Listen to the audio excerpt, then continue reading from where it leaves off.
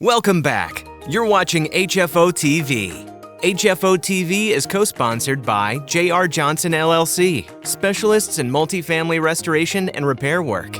Gantry Incorporated, the nation's largest independent mortgage banking firm.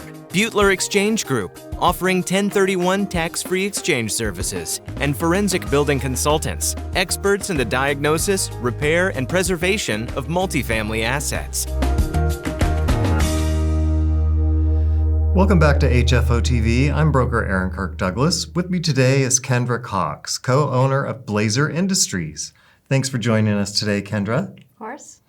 Can you tell us a little bit about Blazer Industries and its focus on modular construction? Yes, Blazer Industries is a modular building manufacturer. We've been in business since 1976.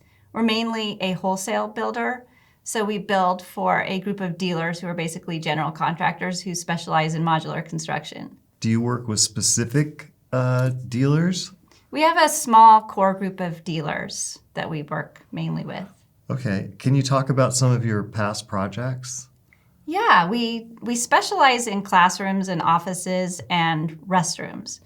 We've built a wide variety of projects. We build everything from an office job shack to double-wide portable classrooms to custom schools. So we've built a 2-story high school. It's the Tesla STEM School in Redmond, Washington. We've done a variety of permanent school buildings. Mm-hmm. We built the Jarrett Street condos, which is a 3-story multifamily project located in Portland. We built another project called Quezon Chaco Haas. It's a 3-story multifamily project in Portland. We also build concrete block public restrooms, most of which ship to California, and they're parts of residential developments and new park structures. Now, you mentioned Blazer Industries is interested in doing more multifamily work. Can you share why you're looking at doing more of those? There's demand. There's demand for affordable housing, veterans housing. We just keep getting phone calls, and a lot of other modular building manufacturers are shifting toward large multifamily and hotel style complexes. Mm-hmm. We're not really ready to fill our factory with these larger projects, but we seem to receive a lot of inquiries for smaller projects, and so that's what we're looking for is mid-size to smaller multifamily. Okay. When you say you're getting calls, do you typically get a call from a general contractor, or who is it is it the developer that's calling you? Who is it that's asking you about this? It's a variety, mainly developers, sometimes groups that maybe aren't quite developers, but they've got funding for veterans housing, for example. State of Oregon's been trying to assist with affordable housing. So for a lot of them, is this their first time learning about modular housing? Yes. And so they must have a lot of questions. Yes. And we don't always have the answers. Okay. So for us, we prefer to work with architects and developers to develop the plans from beginning to end. Mm-hmm. The problem with modular is we can't take a pre-designed structure or a pre-designed building and just chop it up, right? Which a lot of people think we can do. Mm-hmm. We really have to design within the parameters for modular and for transporting down the highway. Mm-hmm. And so we're limited on the box size and the weight. Okay. Is that pretty standard, is the kind of size that you can get down the highway, or does it depend on where you're going? Do different highways have different specifications for transportation? It's fairly standardized. It changes from state to state. Mm-hmm. But for the most part, it's basically 70 feet long, 16 feet wide, 16 feet to the top. And are there many modular housing manufacturing sites in Oregon, or are you one of the few? Well, we're mainly a commercial manufacturer, so we don't focus on housing, but we see the multifamily sector more Right. as a commercial housing. There are only a handful that I know of. Okay. So not a lot of competition. Most of the housing that may come to this area might be built in Idaho. Okay. I hear that this kind of construction is surging in popularity. And is that what you're noticing? I mean, you did say you're getting more calls. Are you able to produce more, and are you keeping up with the demand that you're seeing? I think there's high demand for low-cost housing across the board. So in that way, it may be surging popularity.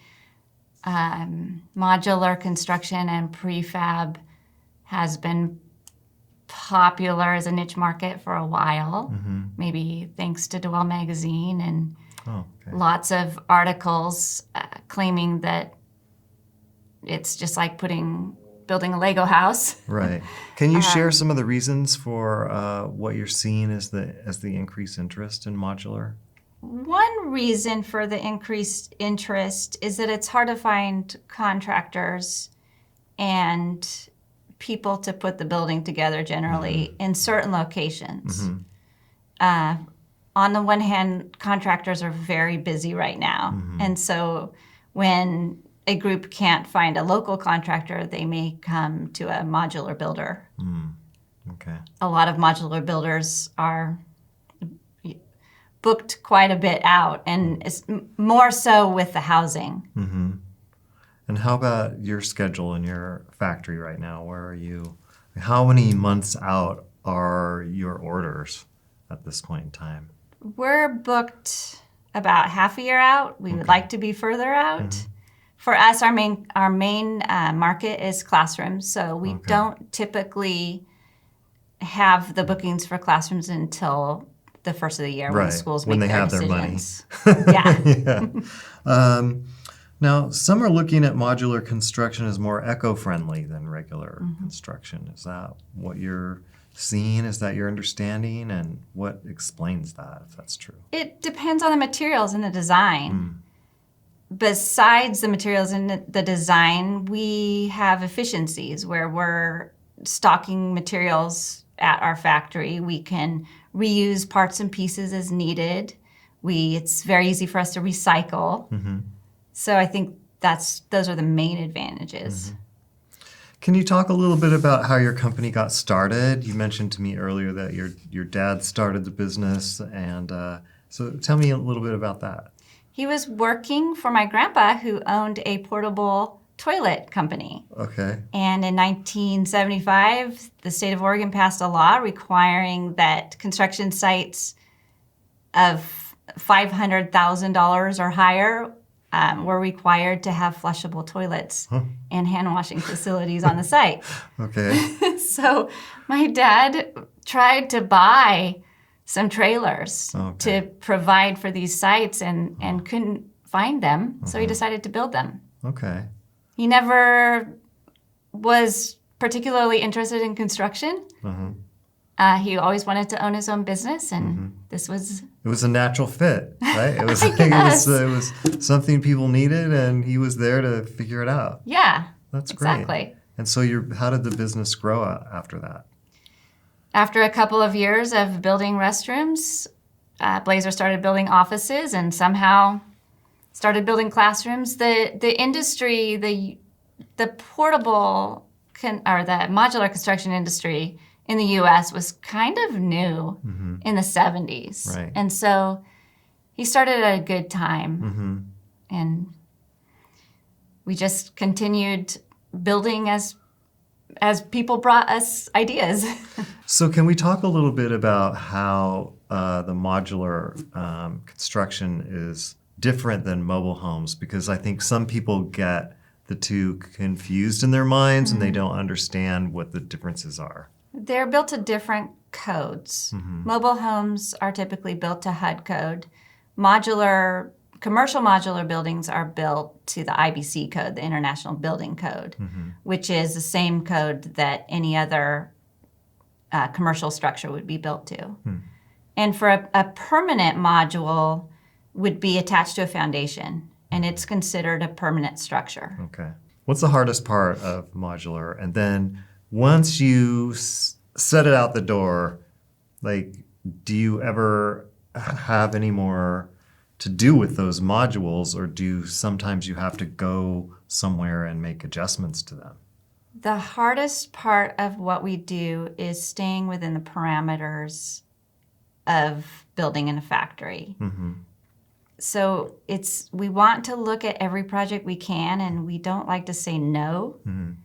But some designs just don't make sense for modular. Mm-hmm. We are really contained to a certain size box. Mm-hmm. With those boxes, we can do a lot. If you look at the pictures on any website for a modular builder, the buildings look permanent. They look the same as any other. It really comes down to design. But for example, we might be asked to build a church, and a church generally has a large assembly area. Right. Well, we might be able to build the wings, but as far as a 20-foot tall, Ceiling. 40-foot open space, that's not going to work for modular. Mm-hmm.